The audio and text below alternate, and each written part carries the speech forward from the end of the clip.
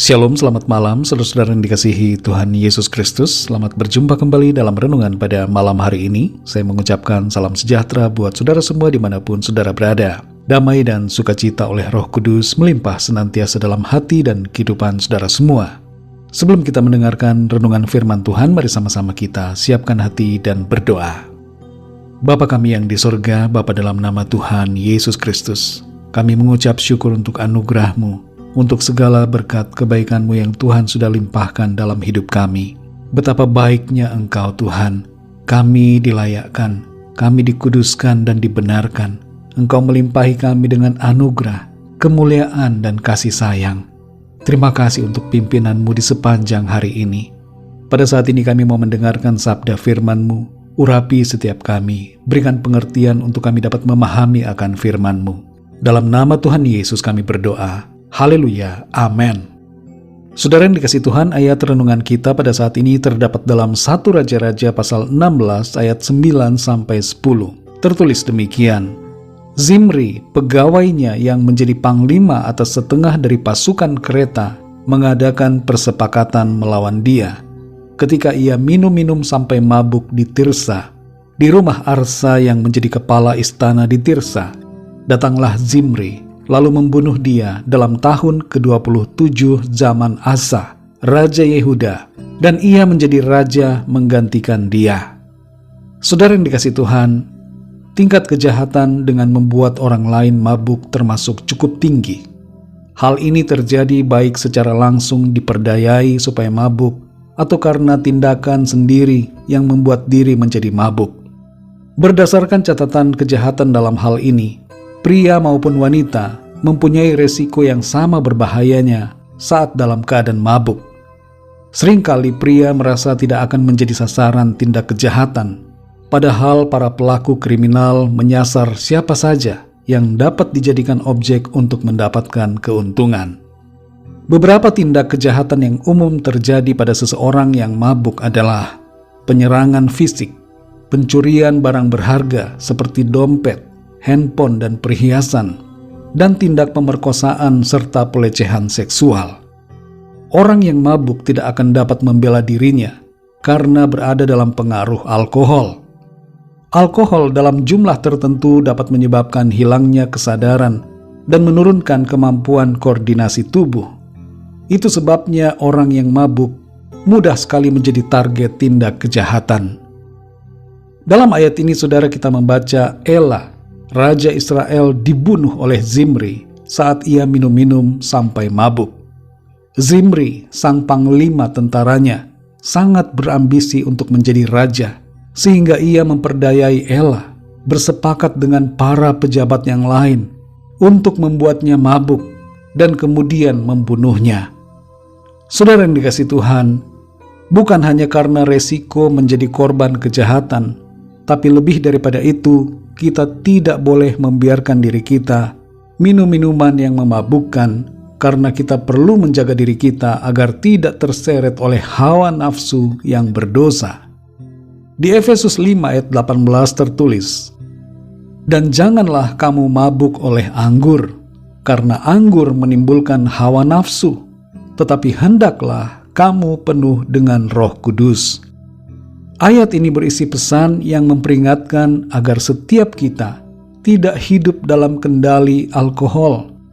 Jangan biarkan kehidupan kita menjadi sia-sia dan tidak produktif karena kecanduan dan kemabukan.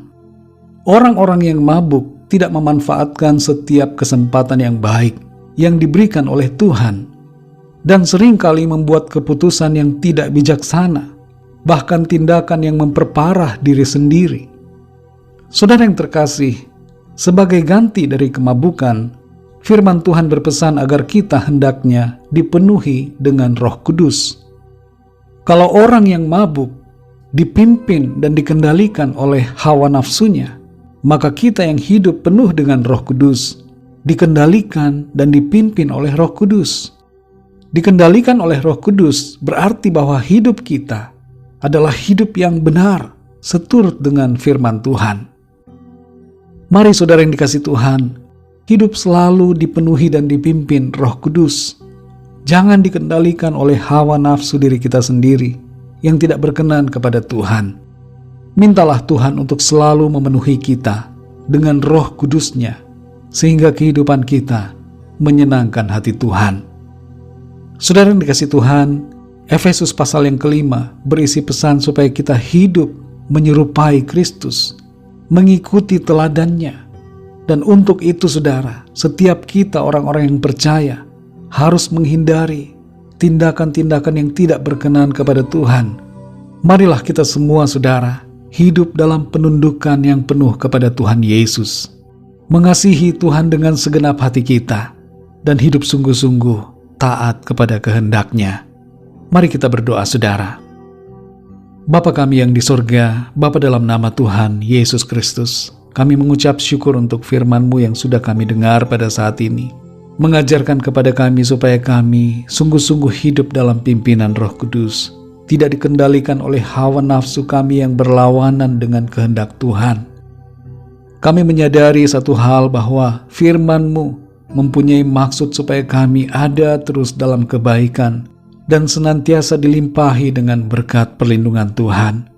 Tolong kami ya Tuhan untuk kami semakin mengerti akan kehendak-Mu dan sungguh-sungguh mau hidup seturut dengan apa yang Tuhan mau. Saat ini kami berdoa agar Tuhan Engkau memenuhi kami dengan Roh Kudus-Mu, baharui hati kami dan kuasai hati dan pikiran kami. Pimpin kami ya Roh Kudus, supaya kehidupan kami senantiasa menyenangkan hati Tuhan. Terima kasih Bapa, kami bersyukur. Kami percaya pimpinan dan penyertaan Tuhan akan selalu sempurna dalam kehidupan kami, menuntun kami untuk terus melangkah dalam panggilan-Mu yang kudus. Terima kasih Bapa, berkati dan lindungi kami di sepanjang malam ini. Lingkupi kami dengan kuat kuasa dan kasih-Mu.